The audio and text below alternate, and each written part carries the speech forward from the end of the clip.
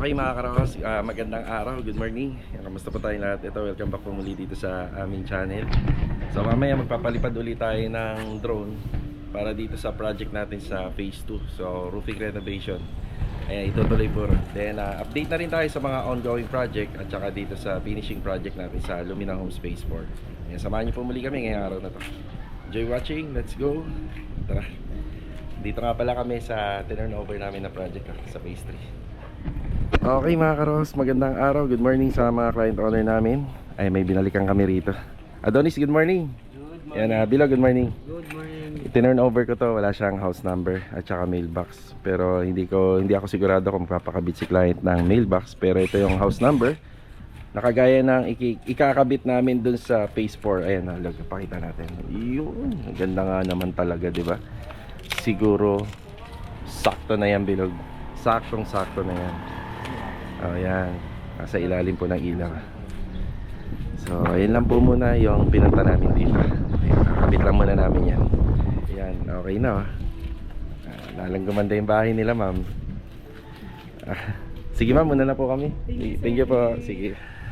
Ayan mga karos, nandito na tayo sa Lumina Homes Phase 2 project. Row house, bali isang inner. 36 square meter. Ayan, bali good morning nga pala kay Ma'am Del. Ayan, magandang araw sa client owner natin dito.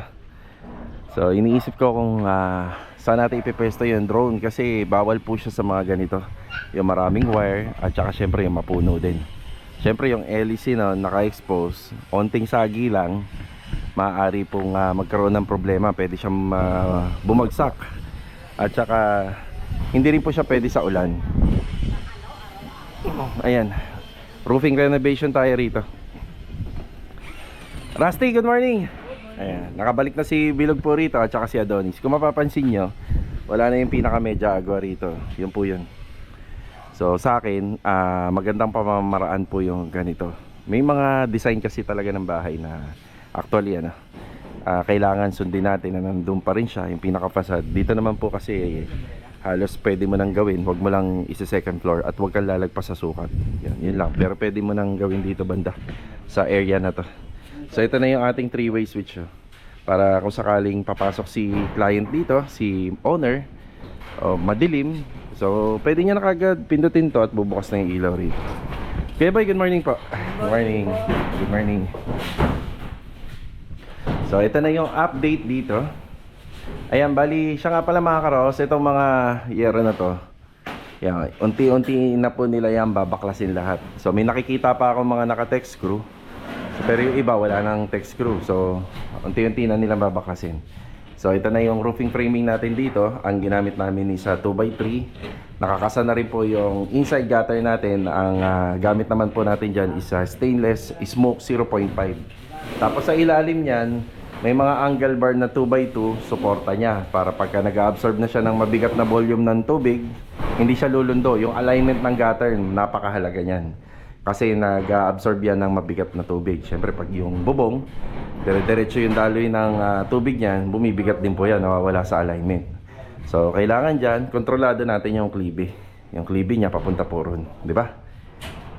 Okay, so yung foam insulation na stock natin dito, yung mga una nating binili, bali pinapasukat ko muna. Yan, para makabili ako mamaya kasi lalabas tayo, bibili tayo ng pintura para dito sa project sa phase 3. Tapos ito po yung ating 2x4 na nagsilbing suporta po dyan. Ayan Tapos napaasintadahan na rin po natin yan kasi syempre dati may medya agua dyan. So pinaasintadahan na rin natin. Ayan, bali ang gagawin po nila rito is backlash kabit method, pero pinapasukat ko muna yung foam insulation. So kung magkakasya na ba. Yan, marami pa akong dapat na gawin pa rito para yung renovation ng roofing is maging maganda. Okay. So renovation, kaya kailangan to maayos na. Opya, andito ako, hakit muna ako rito. Okay. So ito nga po pala, merong dating flashing to, syempre magkabila. Gawa ng sa isang bahay, naghahati sila sa ganitong klase ng flashing. So capping na meron ng side flashing. So ito, pinatatanggal ko po to sa kanila, pinapuputol ko para maisuksok natin yung bagong flashing na bibilhin po natin para rito sa project. So yung pinatatanggal ko yan. Yan, makikita nyo po yan kapag ka natapos to. Tapos yung bubong, mukhang maganda yung bubong ha, no? Mukhang makapal, no? Pero wala, hindi pwede kasing dugtong eh. Yung bubong ay mapupunta na sa tropa. Ilan tropa ba yan? Maraming humihingi. Ayan na. Simula nung nagkakilala kami nitong tropa, marami na rin po sila napapakinabangan dito sa mga renovation. Kagaya nitong Yero. Kung makakatulong sa bahay nila, ibinibigay ko, di ba? Pagka hindi na, o talagang hindi na pwede talagang gamitin, diretso sa kalakal. Yung nakarolyo na yun, may bilang na yun? Eh, hindi pa. Kasama na yun. Ayos na, wala na tayo bibilin. Ayun, very good. Hindi na tayo magpapabalik-balik pa. Tama-tama yung tansya natin ng una. Sige, ingat ha. Ingat. Tingnan ko nga muna uli yung ano mo, yung guantes mo. Nandiyan ba? Wala na to.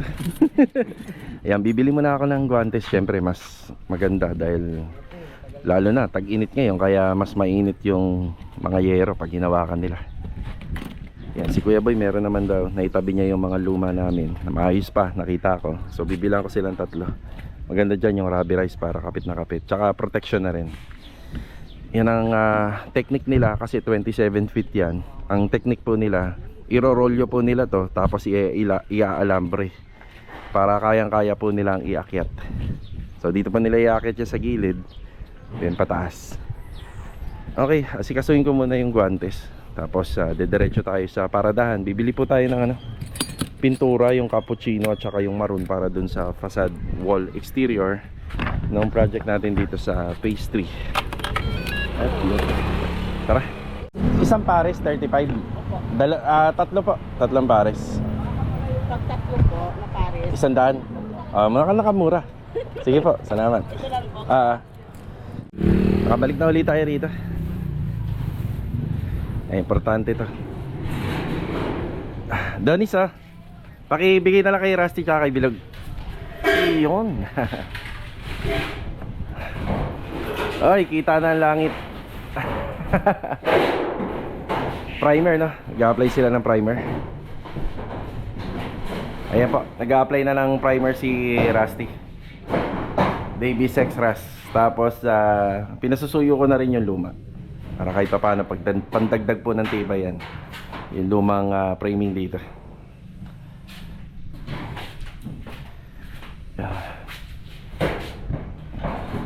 Pag natapos to, maaari na tayo magpaano rito, magpa ceiling framing. Pag matapos po yung roofing framing yan, magpapa ceiling framing tayo. Yan, pwede na tayo magpa electrical sa ibabaw, mga ilaw.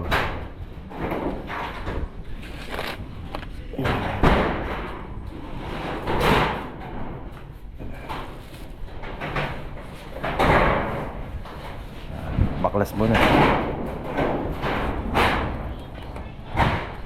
Okay, punta lang tayo ng paradahan. Tara, dito na tayo sa paradahan, paint center. Ito.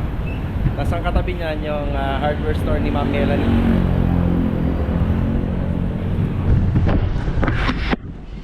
Ito yung binibili natin lagi, rain or shine, for exterior. So yung cappuccino.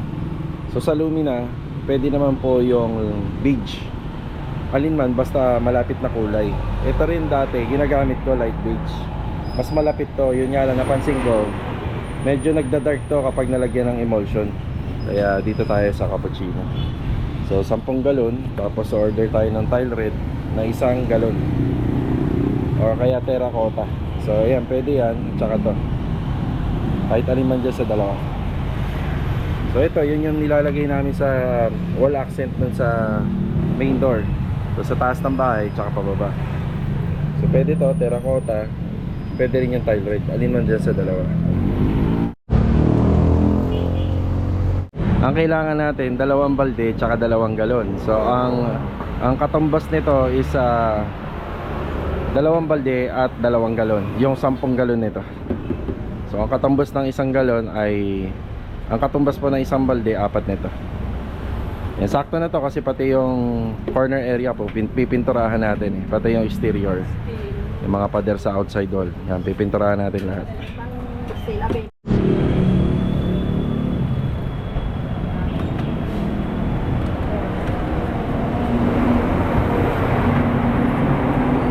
Thank you, salamat po.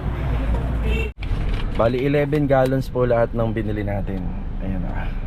8,800 for exterior paint po to.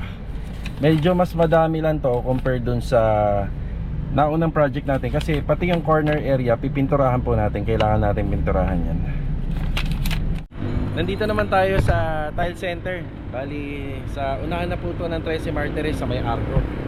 Yan, JKJ Tile Center dito. Kadalasan di ko nabibili yung mga tiles dito sa may City Mini Home Depot. Lagi natin pinupunta. Conforme kasi yan sa mga napipili nila client.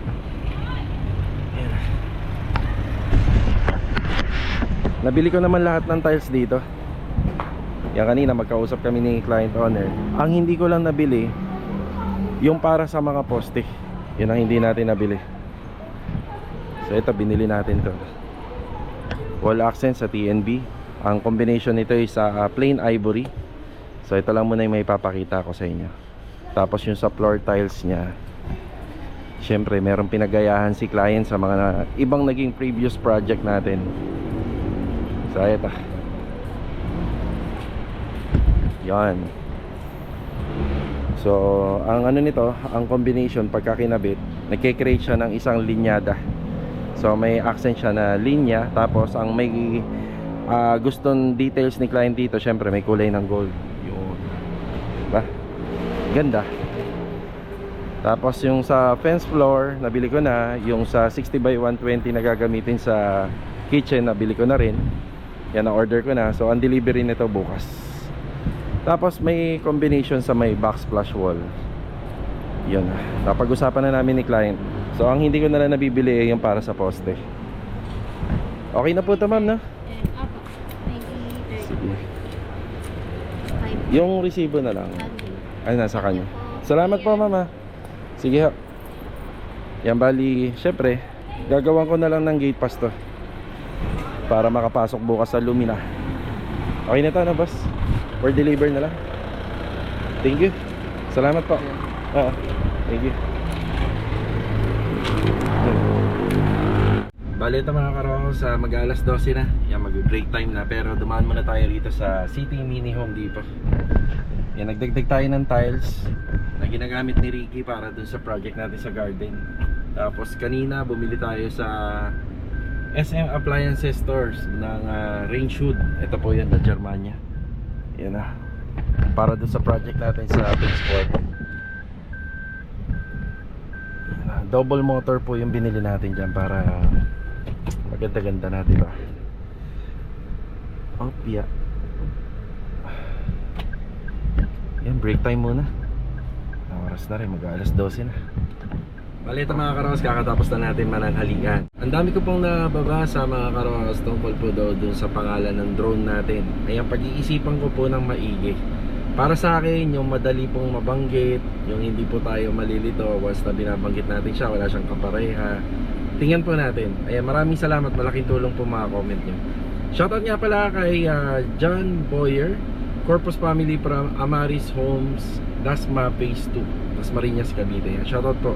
Shoutout na rin kay Jesse James Lebron from Makati City, Barangay Olympia. Ayan. Bali mga karokas, yung mga pinamili ko, i-deliver ko lang. Tapos mag-update na tayo rito sa project natin sa phase 2, yung pinare-renovate natin na bubong dito. Tara. Bali 11 galon lahat yan. Lahat po, sir? Oo, lahat. Itong terracotta, ito yan, oh, yung accent dito. Yan. So ayan, ibababa na po nila yung galon pintura. Naghahanap nga ako ng balde nito, mas maganda sana. So 2 balde, tapos 2 galon lang. Yan nga lang, hindi available. Yan. Dito yan, boss? Yan yan. Daming po. Sige, dito muna ibaba para makaliko agad tong kotse. Yan. Ayan. Thank you, ha. Salamat. Thank you. Bali mga karos, sumaglit tayo rito sa project natin sa Phase 4. Yan, malapit na po matapos to. Bukas po nakaschedule yung ating mga screen door and owning windows para dun sa mga kwarto. Kagaya po nung ikinabit kaninang umaga nila Bilog nila Adonis, yun din po yung dito. Yan, bali po-provide na lang po ni client owner kung gusto niya maglagay po ng mailbox. Yan, papakabit niya na lang po sa atin. Oh, ganda, di ba? Ayos, ganda. Yan, bumili tayo ng range hood kanina. Bali, double motor po ito para dito sa cabinet. Yan na. Yan, dito sila Master Jojo tsaka si Master Dindo. Yun o. Kuya, yan na po yan. Yun o. Ang ganda-ganda na pala ng cabinet dito, kusina. Tapos magkakaroon pa po ng ilaw yan dito. Pero wala, kulang pa no? Hindi talaga nagdala kahapon nila kaya nyo kami. Ito kayo dyan. Yun na sana. So, pero kita ko naman pwede man ilagay yung ilaw eh. No, ihahabol na lang nila. Yan. Kinakabit na pala ni Master Jojo yung ilaw rin. Sa nagtatanong, sa may ANS lamps po binili yan. Sa may Kawit, sa Kalayaan katabi po ng Wilcon. Tapos dito inaayos na ni Master Dindo yung pintura.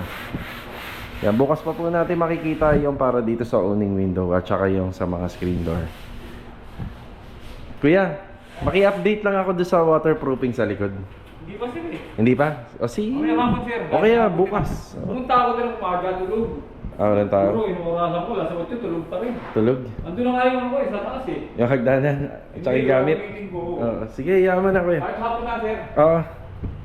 Akating kayo kahit na umabot ako ng 5 din. Sige, sige ha. Yan, bali si Master Dindo na po yung sa likod. Kailangan po kasi naka-waterproofing yan. Yan, hindi na ako magtatagal dito. Yan, more on installation naman sila. Ihahatid ko pa yun tayo sa Garden Premier Project.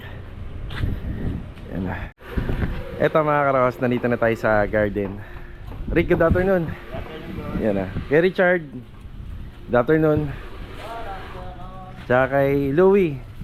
Louie, good afternoon Louie. Sino kasama niya rito? Ay, si kay Sandy. Sandy. Ayan, bali, ito na nga po pala yung covered ng ating installation ng tiles dito sa garahe at saka rito sa may pinaka porch area. So yun na, nagdagdag tayo kasi sabi ko lagyan na po yung pasumano ron. So wag nang iwanan ng semento. Yun yung kung saan yun yung naging bahay po ng pine tree. So yan lahat lalagyan po yan. Yan. Salamat Rick. Yan. Dito marami pa naman yung tiles na ginagamit ni Kuya Richard. Kung magkulang man to siguro konting-konti lang.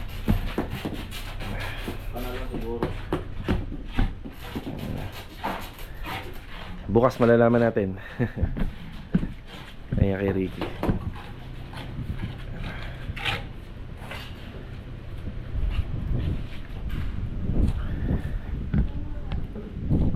Siguro itong ano na to, itong linggo na to hanggang Sabado halos matatapos nila yan, pati yung doon. Yan sino yung mauunang matapos dito, yan ang ilalagay natin sa Anyana West at saka sa may project natin dito sa Osorio New Leaf Subdivision. So yung mga pintor natin, ayan babalik po sila rito once na matapos po yung installer ng tiles. Yan dadami na po yung mga narito yung gagawa. Tapos si Master Jojo naman may konti lang siya tinatapos dito. Pagkatapos nito papunta naman siya ng Phase 3 project. So ito po muna yung update. Yan, hinatid ko lang po yung tiles. Bali ang tinututukan ko ng project ngayon is yung sa Lumina Homes Phase 2, yung installation po ng bubong doon. Okay, nakabalik na tayo rito sa Phase 2. Pinagdirienda ko muna yung tropa yun. Tama-tama, may nag-ano rito, nagtitinda ng fishball. Yun. Yan, may project nga pala kami dyan, black and white. Ito, sa mga hindi pa nakakapanood, ito yung naging project namin dati dito. Diyan banda po yun. So ito po yun. Ayan, bali mag-update po tayo. Yan, nakakatapos lang po nila mag-install ng bubong, pero marami pa pong gagawin po ron. Marami pang mga materyales ang ikakabit.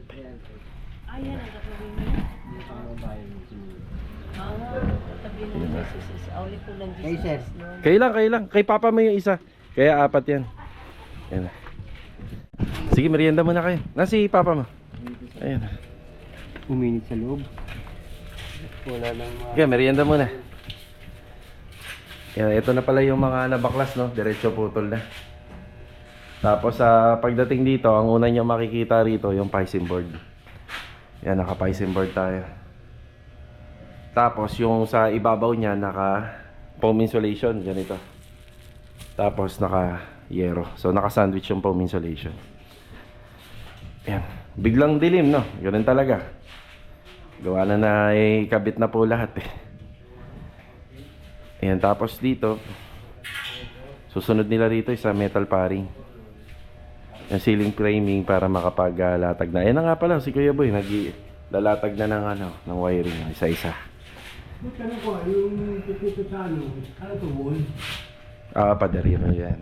Sa lahat yung lalagay sa dito. Diyan na lang po, oh, dito banda. Ilan ang taas na mula sa flooring? Nasa mga 180. 180 cm.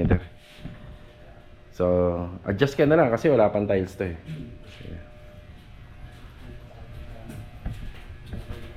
Walang ano po parang heater. Wala. Heater meron. Oo, heater. Pero walang LED yan.